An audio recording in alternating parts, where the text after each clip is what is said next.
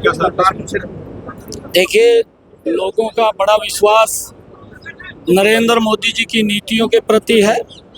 नरेंद्र मोदी जी ने जो काम पिछले 10 वर्षों में किए हैं और उसका लाभ दूर से दूर बैठे हुए व्यक्ति तक के घर तक पहुंचा है, इस बात को सुनिश्चित हमारी डबल इंजन की सरकार ने किया है। और आज उसका परिणाम ये है, पूरे हरियाणा प्रदेश के अंदर हम लगातार कार्यक्रमों के अंदर जा रहे हैं। लोगों का जो उत्साह, जो जोश देखने को मिल रहा है। हरियाणा की 10 लोकसभा की सीटें बड़े मार्जिन के साथ तीसरी बार नरेंद्र मोदी जी को प्रधानमंत्री बनाने का काम करेंगे। आज पूरे देश से एक ही आवाज़ आ रही है कि अब की बार मोदी जी 400 पार सीटें जीत करके तीसरी बार इस देश के प्रधानमंत्री बन रहे हैं, क्योंकि मोदी जी ने इस भारत को एक विकसित राष्ट्र के रूप में मजबूती से आगे बढ़ाने का काम पिछले 10 वर्षों के अंदर किया है। गरीब के चेहरे पर मुस्कान लाने का काम इन 10 वर्षों में नरेंद्र मोदी जी ने किया है।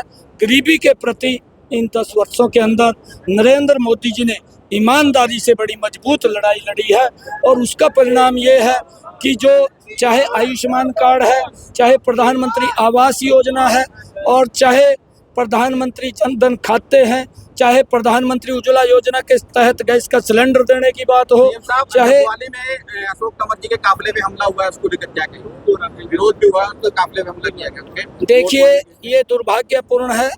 मैं क्योंकि ये लोकतंत्र का पर्व है, अगर किसी ने कोई बात कहनी है, लोकतंत्र के अंदर हर व्यक्ति को वोट देने का अधिकार है।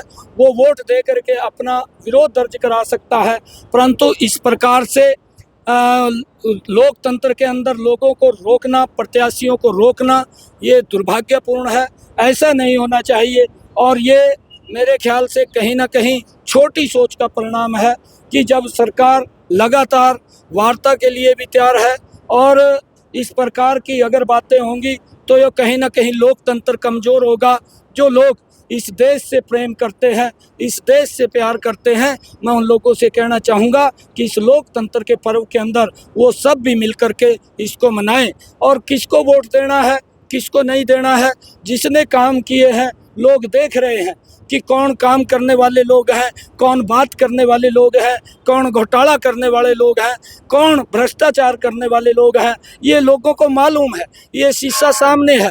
इन 10 वर्षों के अंदर ये पूरा का पूरा शीशा देश और प्रदेश के लोगों के सामने आया है और मैं ये आग्रह करूंगा कि इस लोकतंत्र को, हम पर्व को मिलकर के मनाएं और ज़्यादा वोट अगर जाएगी तो ये लोकतंत्र मजबूत होगा। इस प्रकार की जो घटनाएं हैं इनसे बचना चाहिए। विपक्ष कह रहा है 25 मई भाजपा को लेकर क्या कर रहा है, प्रचार प्रसार कर रहा है, उसको लेकर क्या कहेंगे? वो अपने बात को दोहरा रहे हैं शायद। वो आजकल कांग्रेस के पास एक कोई मुद्दा तो रहा नहीं है। आजकल कांग्रेस एक गांव के अंदर लट्टू होता था, जो पिछले समय के अंदर तो एलईडी आ गया। पहले एक लट्टू होता था और वो फ्यूज हो जाता था और व्यक्ति जब उसके अंदर की तार टूट जाती तो वो उस तार को जोड़ करके चलाता था। आपके सामने है। तो इस प्रकार की स्थिति आज कांग्रेस की हो गई है, उस लट्टू पर की स्थिति हो गई है कि ये अपनी पार्टी को ऐसे जो फ्यूज बल्ब है उसके अंदर तार को जोड़ करके प्रकाश लेने का काम करते हैं, परंतु ज़्यादा लंबा नहीं चलेगा। वो फ्यूज बल्ब है और फ्यूज बल्ब वो 25 मई को ये देश के और प्रदेश के लोग उनको रास्ता दिखाने वाले हैं। आज देश ने एक निर्णय किया है। अगर मैं कुरुक्षेत्र की बात करूं, कुरुक्षेत्र के अंदर चाहे ये अंबाला से लेकर के पेहवा हिसार तक 4 लेनिंग की बात है, हमारी सरकार ने बनवाया। कांग्रेस ने क्या किया, वो भी बनवाए। खाली बात नहीं करनी चाहिए। कांग्रेस ने भ्रष्टाचार किया, भ्रष्टाचार के साथ ऐसे व्यक्ति को टिकट दे दिया जिसने नशे के कारोबार को बढ़ाने का काम किया।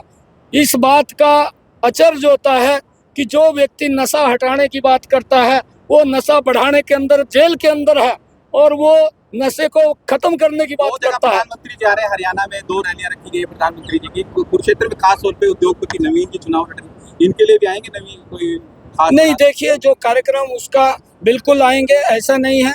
हमने क्लस्टर के हिसाब से कार्यक्रम रखे हैं, कहाँ कहाँ उनको बुलाएंगे उस हिसाब से चर्चा हुई है और आदरणीय प्रधानमंत्री जी लगभग हमने क्लस्टर बना करके 2 लोकसभा, 3 लोकसभा, 4 लोकसभा इस प्रकार के क्लस्टर बनाए हैं। और क्लस्टर बना करके आदरणीय प्रधानमंत्री जी का दौरा हरियाणा के अंदर रहने वाला है।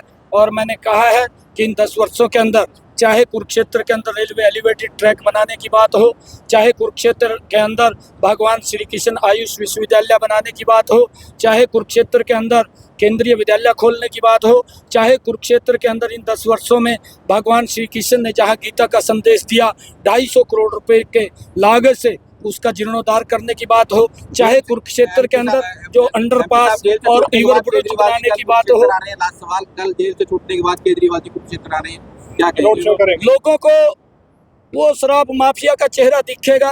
वो शराब माफिया है, जेल के अंदर से छूट करके आया है।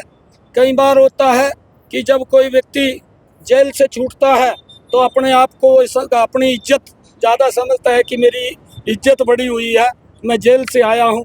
परंतु लोग देख रहे हैं उसके ऊपर भ्रष्टाचार का दाग है। जो व्यक्ति ये बोलता था, ये लोगों के बीच में उसने मंचों के ऊपर खड़े होकर के कहा कि मैं अपने बच्चों की कसम खाता हूँ, मैं कांग्रेस से कभी भी समझौता नहीं करूँगा। ये मंचों से बोलता था। और ये बोलता था अगर मेरे ऊपर कोई भी दाग लग गया तो मैं त्याग पत्र दे करके उसकी जांच कराऊंगा।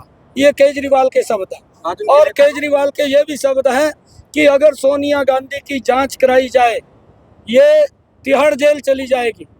कांग्रेस ये भी बोलता था केजरीवाल कि कांग्रेस पार्टी मुन्नी से ज़्यादा बदनाम हो गई है। ये भी मंचों के ऊपर अगर किसी ने कहा तो कांग्रेस ने कहा है। और आज ये लोग जो भ्रष्टाचार को एक दूसरे को लेकर के गाली पिलाते थे और गाली देते थे, आज वो दोनों गले मिल गए हैं। और ये गले इसलिए नहीं मिले कि उन्होंने देश का विकास करना है या उन्होंने प्रदेश का विकास करना है, वो गले इसलिए मिले हैं कि उन्होंने भ्रष्टाचारियों को बचाना है। नरेंद्र मोदी जी की सोच है कि इस देश को बचाना है और ये भ्रष्टाचारियों को बचाने के लिए वोट मांग रहे हैं। ये भी दुर्भाग्यपूर्ण है।